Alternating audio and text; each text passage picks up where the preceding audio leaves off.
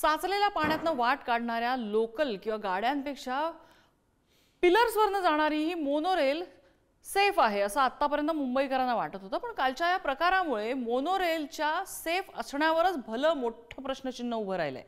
582 जणांचा जीव टांगणीला लावणारी ही मोनो खरंच सेफ आहे का? बघूया त्याच संदर्भातला रिपोर्ट।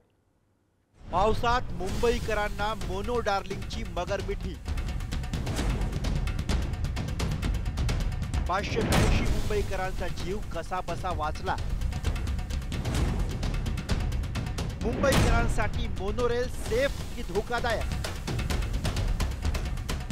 मंगळवारचा दिवस मुंबईकरांसाठी जसा पाऊस घेऊन आला तसाच तो एक कायमची भीती घेऊन आला। ही भीती आहे नवी लाईफलाईन होऊ पाहणाऱ्या मोनोरेलची। मोनोरेलमध्ये अडकलेले 582 मुंबईकर हे कसे बसे वाचले, पण या घटनेने एक प्रश्न मागे सोडला, तो म्हणजे मोनोरेल खरंच प्रवासासाठी सुरक्षित आहे का? या प्रश्नाचं उत्तर शोधताना आधी मंगळवारी मोनोसोबत नेमकं काय घडलं हे समजून घेऊ।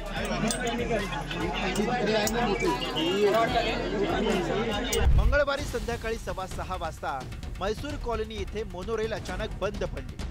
प्रवाशांच्या म्हणण्यानुसार मोनोरेल ओव्हरलोड झाल्यामुळे ती बंद पडली। मुंबईत दिवसभर झालेल्या पावसामुळे रेल्वे रुळांवरती पाणी साचलं, त्यामुळे प्रवाशांनी मोनोरेलचा पर्याय निवडला। अनेकांनी स्टेशनवरच्या सुरक्षा रक्षकांना ओव्हरलोड होत असल्याचं सांगितलं होतं, पण तरीही प्रवाशांना चढू दिलं। गाडी बंद पडण्यापूर्वी ती दोनदा स्लो झाली आणि अचानक एका बाजूला झुकून थांबली। या घटनेमुळे मोनोरेलचा वीज पुरवठा खंडित झाला आणि एसी बंद झाल्यानं प्रवाशांना श्वास घेण्यास त्रास झाला। घटनेची माहिती मिळताच अग्निशमन दल, पोलीस आणि MMRDAचे अधिकारी तातडीनं घटनास्थळी पोहोचले। त्याच ट्रॅकवर दुसरी मोनोरेल जात असल्यानं बचाव कार्य सुरू करण्यास उशीर झाला। बचाव कार्यानंतर एकूण 582 प्रवाशांना बाहेर काढण्यात आलं। मुंबई महापालिकेची जी नियंत्रण कक्ष आहे त्याला संध्याकाळी 6:38 आम्हाला कॉल आलेला होता।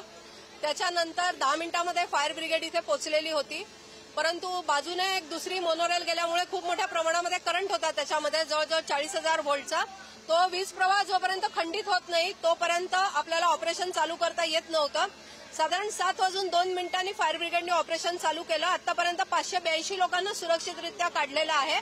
केवळ 3 लोक जे आहेत ते रुग्णालयामध्ये दाखल आहेत, त्यातल्या 2 लोकांना डिस्चार्ज दिलेला आहे। एक व्यक्ती आहे त्यांना काही श्वसनाचा त्रास आहे, तर ते वैद्यकीय सल्ल्यानुसार त्यांना ऍडमिट ठेवण्यात आलेलं आहे।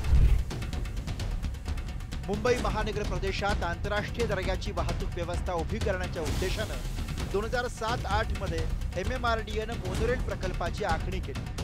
ज्या भागात रेल्वे आणि बस सेवा पोहोचलेली नाही अशा भागांना जोडण्यासाठी मोनोरेल आणली गेली। पहिला टप्पा चेंबूर ते वडाळा, सुरुवात 4 फेब्रुवारी 2014 रोजी। दुसरा टप्पा वडाळा ते संत गाडगे महाराज चौक, सुरुवात फेब्रुवारी 2019 मध्ये झाली। या संपूर्ण मार्गात 17 स्टेशनचा समावेश आहे। आता हीच मोनोरेल सुरक्षित नसल्याचं सांगताना तिच्यातल्या काही त्रुटी अधोरेखित केल्या जात आहेत। बांधकामातल्या त्रुटी, सुरुवातीच्या बांधकामातील दोषांमुळे मोनोरेल धोकादायक मानली जाते। देखभालीचा अभाव, योग्य देखभाल न झाल्यामुळे अपघाताची शक्यता वाढते। अति गर्दी, क्षमतेपेक्षा जास्त गर्दी झाल्यास प्रवाशांची सुरक्षा धोक्यात येते। सुरक्षा तंत्रज्ञानाचा अभाव, काही ठिकाणी कमी दर्जाचे सुरक्षा तंत्रज्ञान वापरलं जातं।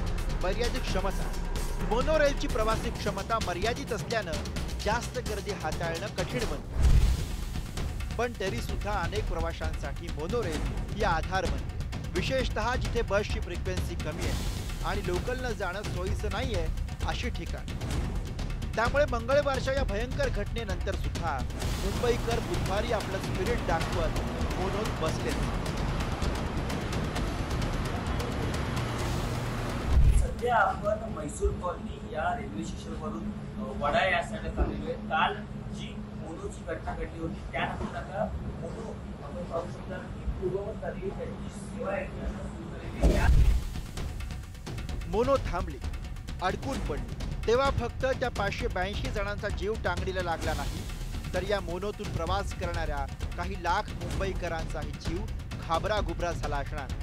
कारण मोनो सुरक्षित आहे या त्यांच्या धारणेलाच या घटनेने तडा दिला.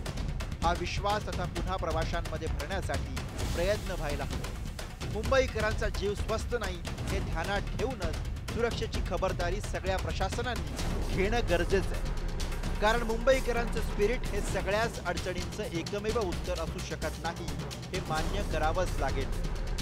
मुंबईहून पंकज दळवी आणि पद्मेश पवारसह ब्युरो रिपोर्ट, पुढारी न्यूज.